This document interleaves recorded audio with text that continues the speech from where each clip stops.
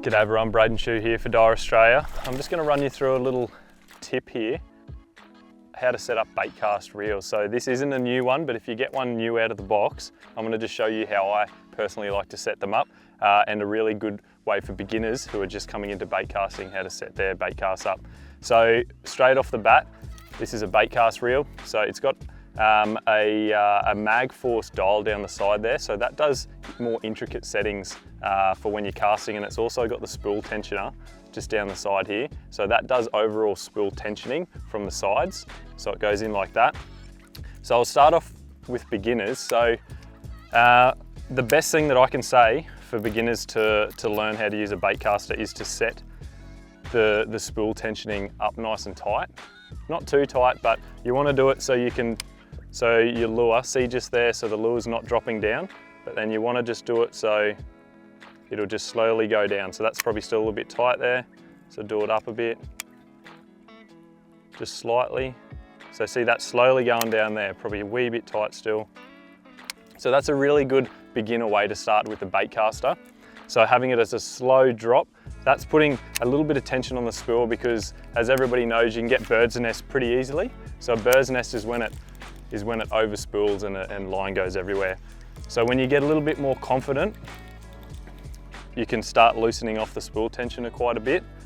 If for more intricate, I guess, settings, you can use the mag force on the side here. So with our divers, they've got a 0 to 20, 20 being maximum, 0 being minimum. So mag force is a magnetic cast control system.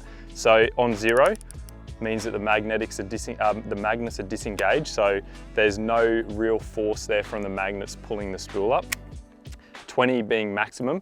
So for beginners looking at doing the spool tensioner slow drop, and I'd start on 20 if it was me, and then when you get more confident, get more distance, then you can start knocking around with the mag force, taking it down to 15, 10, so forth. So for me, the way that I like to set a spool up or a bait cast up, I like to play around with the spool tensioner. If I get it straight out of the box, I like just to move, because if you have the spool tensioner off a lot, you can move the spool around, so that's taking all tension off. I like to do it up, moving it side to side with your thumb. You can hear it clacking around there, so keep moving, keep moving. I do it up tight until you can just get a little bit of play out of it, just like that there. So there's the slightest amount of play which I can feel in my thumb there, so that gives me, I guess, I know that there's nothing touching there. It's as free as I can get it without having it clacking around and having it really noisy. And then I play around with the mag force. That's typically how I run it, so I'll keep that all the time. Depending on lure weights and stuff, I normally start off at about 10, especially with a new reel. You want to work it in and stuff like that. So we want to throw it out, feels good, so I can have my thumb off it there. When it hits the water, it's fine. And then when you want to get better and better casts, or further and further casts, you really have to start using your thumb a lot more. So we might take it down to, we'll take it down to 3 there. So I'm presuming that I'm probably going to bird's nest here. So you can throw it out. See, that's a really long cast. When it hits the water, put your thumb. And that's gone a really long cast there. So if you are getting bird's nests, just play around with the mag force. Don't be afraid to go up, say 10 clicks, and then really just play around with it. It only takes 5 or 6 casts, and you can really dial it in with what you can, with where you can throw. And you'll be really surprised that when you start getting your thumb tweaked in and learning your bait casts, you can get some really long casts with these things.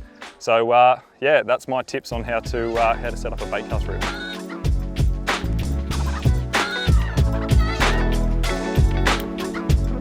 On the wind again. Oh, that's a better one. Look how dark he is. There he is, another nice little Mondrian barra, just as the rain comes in, but we'll get him back.